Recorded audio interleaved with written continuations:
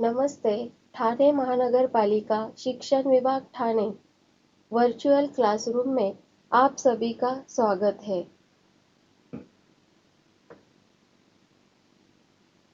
हिंदी सुलभ भारती 8वीं कक्षा की किताब आज हम देखने वाले हैं। विषय हिंदी, कक्षा 8वीं, पहली इकाई, पाठ 8, पूर्ण विश्राम। इसके लेखक है सत्यकाम विद्यालंकार। इनका परिचय। जन्म 1935 लाहौर, अविभाजित भारत, यानी उस वक्त भारत का विभाजन नहीं हुआ था। आप सफल संपादक, लेखक, कवि हैं। सरल सुबोध भाषा और रोचक बोधगम्य शैली आपके लेखन की विशेषताएं हैं। लेखन व्यावहारिक है। आपने व्यक्तित्व और चरित्र निर्माण पर अधिक बल दिया है। प्रमुख कृतियां: स्वतंत्रता पूर्व चरित्र निर्माण, मानसिक शक्ति के चमत्कार, सफल जीवन लेखन संग्रह, वीर सावरकर, वीर शिवाजी, सरदार पटेल, महात्मा गांधी, जीवन चरित्र आदि के बारे में उन्होंने लेखन किया हुआ है। गद्य संबंधी प्रस्तुत हास्य व्यंग कहानी के माध्यम से कहानीकार ने यह समझाने का प्रयास किया है कि जीवन की आपाधापी में विश्राम के पल मुश्किल से ही मिलते हैं। जब कभी ऐसे अवसर मिलते भी हैं, तो घरेलू उलझनों के कारण हम उन पलों का आनंद नहीं उठा पाते हैं। तो लेखक ने हमें यह बताने की कोशिश की है कि हमें हमारे जीवन में विश्राम के पल बड़े मुश्किल से ही मिलते हैं, लेकिन जब कभी ऐसे पल हमें मिलते भी हैं, तो हम क्या करते हैं? हमारी कोई ना कोई उलझने, मुसीबतें होती है। उन मुसीबतों की वजह से हम उन पलों का आनंद उठा नहीं पाते हैं। तो हम अब इस पाठ की शुरुआत करते हैं। डॉक्टर ने बाह पर काला कपड़ा लपेटा और रबड़ की थैली से हवा फूंककर नाड़ी की गति देखी, फिर बोला, कुछ सीरियस नहीं है, दफ्तर से छुट्टी लेकर बाहर हो आइए। विश्राम आपको पूर्ण निरोग कर देगा, लेकिन विश्राम भी पूर्ण होना चाहिए। तो पत्नी बड़ी प्रसन्न हुई। सीरियस यानी गंभीर चिंता, परेशानी की बात नहीं है। दफ्तर यानी कार्यालय।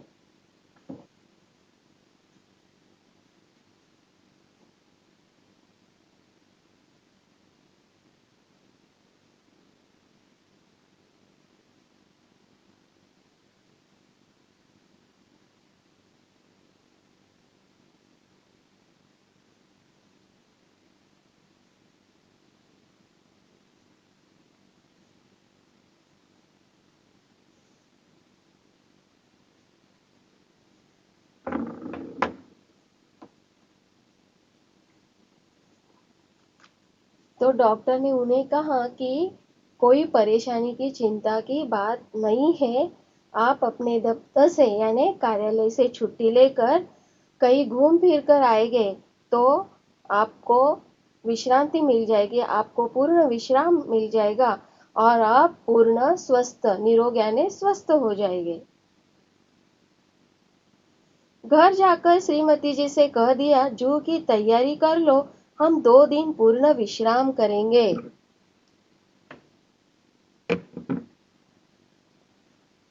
जू बंबई का एक सागर किनारा है, जहाँ पर सैलानी पर्यटक लोग घूमने फिरने आते हैं, विश्राम करने आते हैं। एक दिन बाद पूर्णिमा भी थी। चांदनी रात का मजा जू पर ही है। एक दिन पहले आधी रात से ही उन्होंने तैयारी शुरू कर दी। 2 बजे का अलार्म बेल लग गया। स्वयं वह 2 से पहले ही उठ बैठी और कुछ नोट करने लगी। तो पूर्णिमा यानी पूनम की रात को चारों तरफ क्या होता है? उजाला ही उजाला हो जाता है। और जब ऐसे वक्त हम समुद्र सागर किनारे घूमने जाते हैं, और उन सागर की लहरों पर जब चांद की रोशनी गिरती है तो वह नज़ारा देखने लायक ही बनता है। इसलिए उन पति पत्नी ने एक दिन पहले ही जाने की तैयारी शुरू कर दी। कितने का बेल लगा दिया उन्होंने? रात के 2 बजे के अलार्म बेल लग गया उनकी घड़ी में।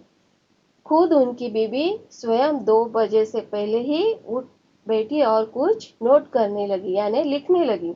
श्रीमती जी ने इन सब कामों की सूची बनाकर मेरे हाथ में दी। सूची यानी तालिका।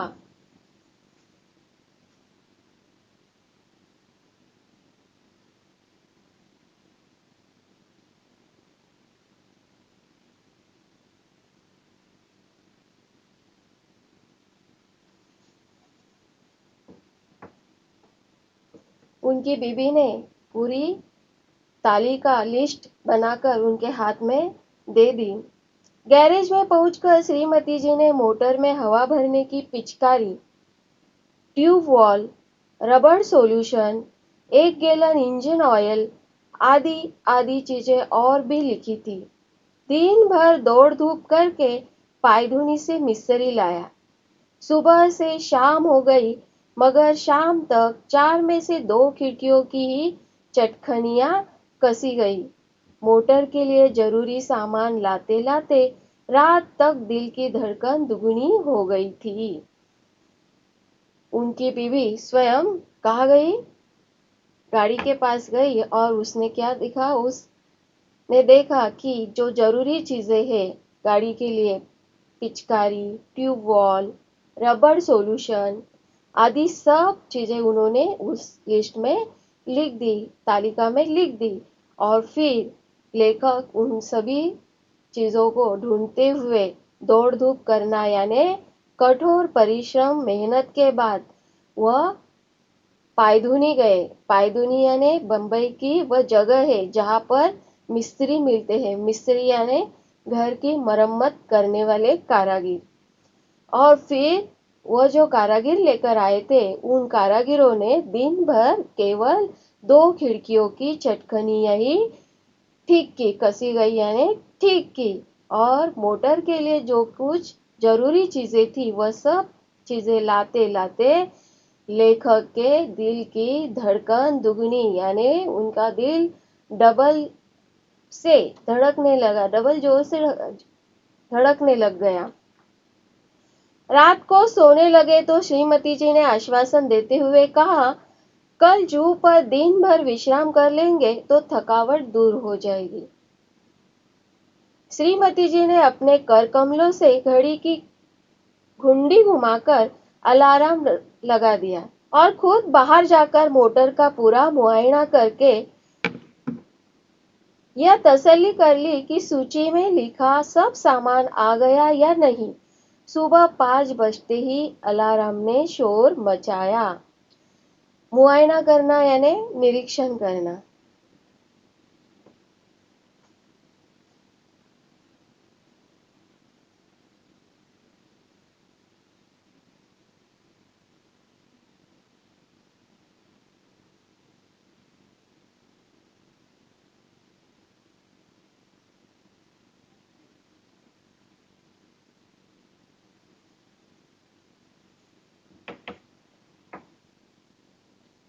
तसल्ली यानी अपने मन को आश्वासित करना कि मेरा काम पूरा हो गया है। और सुबह 5 बजते ही उनकी घड़ी ने क्या किया? शोर मचाना शुरू कर दिया, यानी उनके घड़ी का अलार्म बजने लग गया।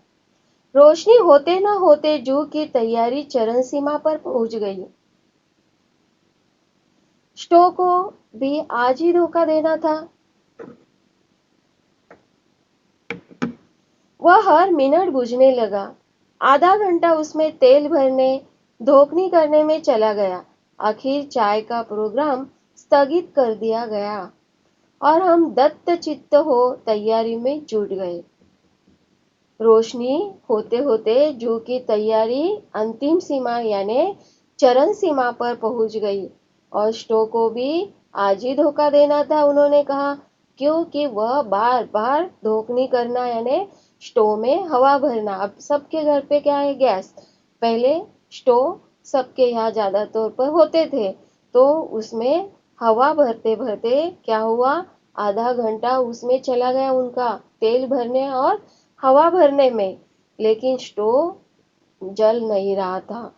आखिर उन्होंने चाय का प्रोग्राम रुका दिया और फिर वह स्थगित होकर दत्तचित्त यानी एकाग्रता से वह अपनी जू जाने की तैयारी में जुट गए। वाटरलू जाने से पहले नेपोलियन ने भी ऐसी तैयारी न की होगी। वाटरलू का जो सबसे बड़ा युद्ध नेपोलियन लड़ा था, उस युद्ध की तैयारी भी उसने इतनी एकाग्रता से मन से नहीं की होगी जितनी जू जाने की तैयारी में यह दोनों पति पत्नी एकाग्र हो गए थे। ऐसी महत योजनाओं के संपन्न करने में हम पति पत्नी परस्पर सहयोग भावना से काम करने पर विश्वास रखते हैं। सहयोग भावना हमारे जीवन का मूल मंत्र है। सहयोग मन वचन कर्म इन तीनों से होता है। जीवन का यह मूल मंत्र मुझे भूला न था। मूल मंत्र यानी मूल तत्व। श्रीमती जी मुझे मेरे कामों की याद दिलाने लगी और मैं उनके उपकार के बदले उनकी चिंताओं में हाथ बटाने लगा। मैंने याद दिलाया, पुड़ियों के साथ मिर्ची का अचार जरूर रख लेना। उपकार यानी भलाई, हाथ बटाना यानी सहायता करना, यह मुहावरा है। तो उन दोनों पति पत्नी एक दूसरे की सहायता करने पर विश्वास रखते हैं और यही हमारे जीवन का मूल मंत्र है। वह एक दूसरे को कामों की याद दिला रहे थे। श्रीमती जी बोली, आचार तो रख लूंगी, पर तुम भी समाचार पत्र रखना न भूल जाना। मैंने अभी पढ़ा नहीं है। मैं बोला, वह तो मैं रख लूंगा ही, लेकिन तुम वह गुलबंद न भूल जाना जो हम पिछले साल कश्मीर से लाए थे। जू पर बड़ी सर्द हवा चलती है। गुलबंद यानी मफलर, स्कार्फ, जो हम ठंड में कानों को लपेटते हैं। सर्द यानी बड़ी ठंड हवा चलती है। गुलबंद तो रख लूंगी, लेकिन तुम कहीं बेडिंग सूट रखना न भूल जाना, नहीं तो नहाना धरा रह जाएगा। बेडिंग सूट यानी स्विमिंग करते हुए तैरते वक्त जो सूट पहना जाता है उसे बेडिंग सूट कहा गया है। और तुम कहीं रबर कैप भूल गई तो गजब हो जाएगा।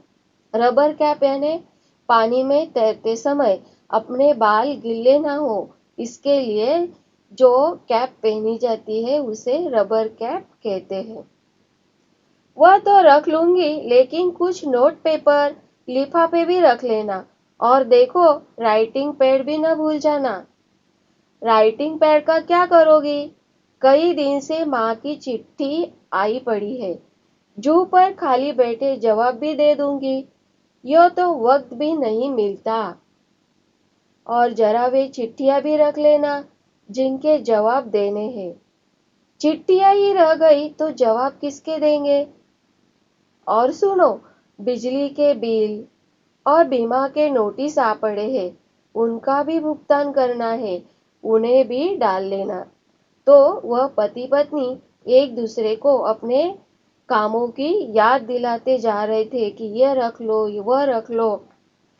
उस दिन तुम धूप का चश्मा भूल गए तो सर का दर्द चढ़ गया, इसीलिए कहती हूँ छतरी भी रख लेना। अच्छा बाबा, रख लूंगा। और देखा, धूप से बचने की क्रीम भी रख लेना, शाम तक छाले न पड़ जाए। वहां बहुत करारी धूप पड़ती है। करारी यानी तेज धूप पड़ती है। श्रीमती जी कहती तो जा रही थी कि रख लूंगी, लेकिन ढूंढ रही थी नेल कटर, कैंची, ब्रश और सब तो मिल गया था, लेकिन नेल कटर नहीं मिल रहा था। इसीलिए बहुत घबराई हुई थी। मैंने कहा, जाने दो नेल कटर, बाकी सब चीजें तो मिल गई। इधर मैं अपने लिए नया अखबार और कुछ ऐसी किताबें थैले में भर रहा था जो बहुत दिनों से समालोचन के लिए आई थी, और सोचता था कि फुर्सत से समालोचन कर दूंगा। आखिर 3 किताबें थैले में झोंक ली। कई दिनों से कविता करने की भी धुन सवार हुई थी। उनकी कई कतरनें इधर उधर बिखरी पड़ी थी। उन्हें भी जमा किया। सोचा, काव्य प्रेरणा के लिए जूह सी अच्छी जगह और कौन सी मिलेगी।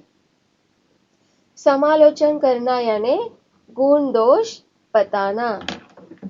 तो लेखककार है, उनके पास कुछ किताबें आई थी कि जिनके गुण दोष उन्हें बताने थे, इसलिए उन्होंने वो 2-3 किताबें भी अपने थैले में रख ली। कई दिन से धुन सवार होना यानी लगन होना, कविता करने की लगन उनके मन में हो रही थी, और कविता करने के लिए जूह से अच्छी जगह और कहाँ पर हो सकती है। आखिर कई अटैची, कई थैले, कई झोले भरकर हम जूह पहुंचे। 5-7 मिनट तो हम स्वप्न लोक में विचरते रहे। पूरी जाने की तैयारी करने के लिए वह कई थैले भरते रहे, कई अटैची, कई बैग उन्होंने ले ली, और फिर वह जाने की तैयारी कर रहे थे। आखिर वह वहां पर पहुंच गए और वहां का नजारा देखते वह स्वप्न लोक में विचरते रहे, यानी स्वप्न लोक में ही घूमते, स्वप्न में ही घूमते रहे। हम समुद्र में नहाने चल पड़े। समुद्र तट पर लोग भी नहा रहे थे। एक ऊंची लहर ने आकर हम दोनों को ढक लिया। लहर की उस थपेट से न जाने श्रीमती जी के मस्तिष्क में क्या नई स्फूर्ति आ गई कि उन्होंने मुझसे पूछा, तुम्हें याद है बरामदे की खिड़की को तुमने अंदर से बंद कर दिया था या नहीं। आखिर वह जब समुंदर पे गए तो वहां पर सागर की जो लहर है, वह ऊंची लहर उनके चेहरे पर कुछ थपेट उस पानी के उनके चेहरे पे आ गए, और फिर उस वजह से उनकी जो श्रीमती जी थी उन्हें कुछ नई स्फूर्ति आ गई, और उन्होंने अपने पति से पूछा कि तुम्हें याद है कि तुमने बरामदा यानी घर के बाहर का जो वरांडा होता है उसे बरामदा कहा गया है। तो उन्होंने कहा कि घर के आपने जो खिड़की है वह खिड़की की कुंडी आपने अंदर से ठीक से बंद की थी या नहीं। मैं कह उठा, मुझे कुछ याद नहीं पड़ता। अगर वह बंद नहीं हुई और खुली ही रह गई तो क्या होगा। कहते कहते श्रीमती जी के चेहरे का रंग पीला पड़ गया। चेहरे का रंग पीला पड़ना यानी बहुत घबरा जाना। यह मुहावरा है कि जब उनकी पत्नी उन्हें बता रही थी कि घर की खिड़की जो है उस खिड़की की तुमने चटखनी बंद की है या नहीं, और यह कहते ही वह सोचते घबरा गई कि खुली रह गई तो क्या होगा। मैंने कहा, चलो छोड़ो हम इन चिंताओं को, जो होना होगा वो वो हो जाएगा। मेरी बात से तो उनकी आंखों में आंसुओं का समुंदर ही बह पड़ा। उनके कांपते होठों पर यही शब्द थे, अब क्या होगा। और इस वजह से वह घबरा गई, और घबराने की वजह से वह फिर यही बात दोहरा रही थी कि अब क्या होगा।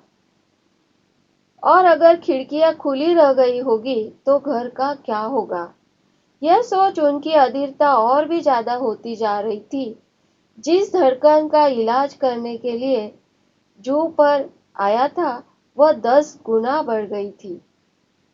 मैंने तेजी से मोटर चलाई। मोटर का इंजन धक धक कर रहा था, लेकिन मेरा दिल उससे भी ज्यादा तेज रफ्तार से धड़क रहा था। जिस रफ्तार से हम गए थे दूनी रफ्तार से वापस आए। अंदर आकर देखा कि खिड़की की चटकनी बदस्तूर लगी थी। चटखनी यानी खिड़की के जो नट बोल्ट होते हैं ना, वह बदस्तूर यानी अपनी जगह नियमानुसार जहाँ होनी चाहिए लगी हुई वहां वह लगी हुई थी।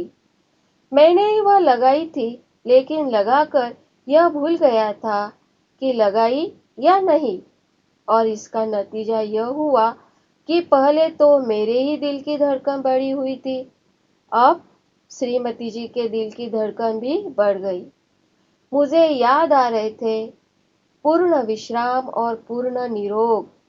साथ ही यह विश्वास भी पक्का हो गया था कि जिस शब्द के साथ पूर्ण लग जाता है वह पूर्ण भयावह हो जाता है।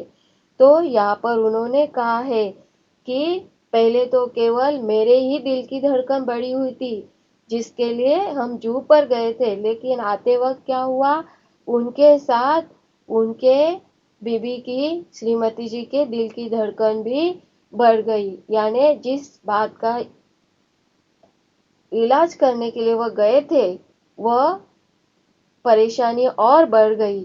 तो यह जो पाठ है, इस पाठ में कहानीकार ने हमारे जीवन पर एक ताना कसा है, व्यंग किया है कि हम सोचते हैं कि हम अब आराम करेंगे और आराम के लिए समय निकालते हैं, और उस वक्त क्या होता है कि हम हमारे घर की कुछ परेशानियों को लेकर अपने साथ जाते हैं, और जिस वजह से आराम करने को जाते हैं वह तो हमारा आराम हो ही नहीं पाता, विश्रांति हो ही नहीं पाती है। इसलिए उन्होंने कहा है कि पूर्ण विश्राम पूर्ण भयावह यानी डरावना लगने लगता है कहीं जाने पर, कि न जाए ऐसा हो जाता है। इसलिए हमें घर की उलझनों को अपने साथ नहीं लेके जाना चाहिए, तो हम पूर्ण निरोग रह सकते हैं, विश्रांति ले सकते हैं, विश्राम कर सकते हैं।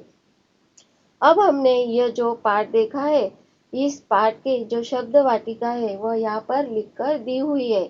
अब आपको क्या करना है कि आपकी कॉपी में यह सब लिख लेना है, और इस पाठ के नीचे जो सवाल जवाब गृहपाठ दिया हुआ है वह आपको आपकी कॉपी में लिखना है, और पाठ का मुख वाचन कर कर आपके अध्यापक अध्यापिका को यह लिखे हुए सवाल जवाब गृहपाठ आपको बताने हैं और चेक कर कर लेने हैं। तो यह जो शब्द वाटिका अभी आपको दी गई है, जो शब्द है वह शब्दों को आपको क्या करना है, आपकी कॉपी में लिख लेना है। क्या शब्द थे? सीरियस यानी क्या, गंभीर, चिंता। सूची यानी तालिका। मुआयना यानी निरीक्षण। चरण सीमा यानी अंतिम सीमा। ऐसे जो कठिन शब्द हमने आज बताए आपको, वह आपको आपकी कॉपी में लिख लेने हैं। और इस पाठ में अभी हमने जो पाठ देखा कि नहीं, हाँ, उस पाठ का आपको क्या करना है, मुख वाचन करना है, और इस पाठ के नीचे जो कुछ सवाल जवाब गृह पाठ आपको दिया गया है वह आपको आपकी कॉपी में लिखना है, और फिर अपने अध्यापक अध्यापिका को आपको बताना है। धन्यवाद।